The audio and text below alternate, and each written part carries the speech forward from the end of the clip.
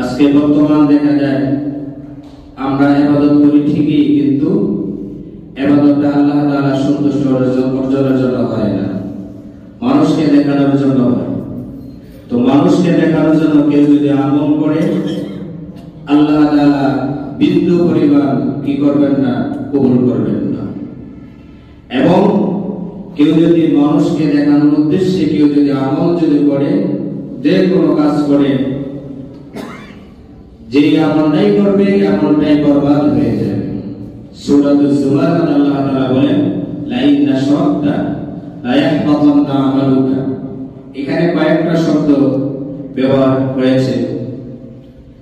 একটা হলো লা ইন আশরাকতা, যদি তুমি আল্লাহ তাআলার কাজে আমলের মধ্যে অংশীদার সাব্যস্ত করো, শিরিক করো, আল্লাহ রাব্বুল আলামিন বলেন লা ইয়াহবাতান্না, অতি অবশ্যই তোমার আমল বরবাদ হয়ে যাবে, নষ্ট হয়ে যাবে। ওয়ালা তাকুনান্না মিনাল খাসিরিন, এবং তুমি ক্ষতিগ্রস্তদের অন্তর্ভুক্ত হয়ে যাবে। ক্ষতিগ্রস্ত মানে হলো জাহান্নামের অন্তর্ভুক্ত হয়ে যাবে। এই জন্য আমরা আমল করি কম, কিন্তু আমলটা যাতে সুন্দর হয় এটা আল্লাহ তাআলা দেখে। অনেক আমল করলাম, কিন্তু আল্লাহ তাআলা এত আমল আল্লাহ তাআলা পছন্দ করেন না। অবশ্যই পছন্দ করেন যদি সবগুলো আমল আল্লাহ তাআলা সুন্দর সুন্দর করে। সূরাতুল মুলকের মধ্যে আল্লাহ তাআলা এটাই বলেন, আল্লাযী খালাকাল মাউতা ওয়াল হায়াতা লিয়াবলুয়াকুম আইয়ুকুম আহসানু আমালা।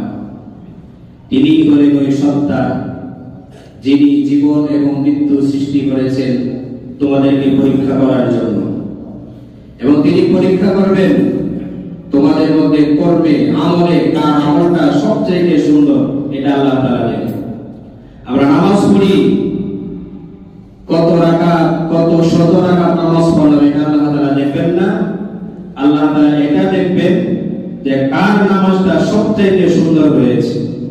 এখন নামাজটা সুন্দর হবে কিভাবে, কোরআন তেলাওয়াত সুন্দর হবে কিভাবে, রোজা কিভাবে সুন্দর হবে, তাবলীগ করলে কিভাবে সুন্দর হবে, জিহাদ করলে কিভাবে সুন্দর হবে, যাকাতটা কিভাবে সুন্দর হবে, হজটা কিভাবে সুন্দর হবে, এটা পদ্ধতি আল্লাহ রাব্বুল আলামিন হুজুর সাল্লাল্লাহু আলাইহি ওয়াসাল্লামের মাধ্যমে শিক্ষা দিয়েছেন।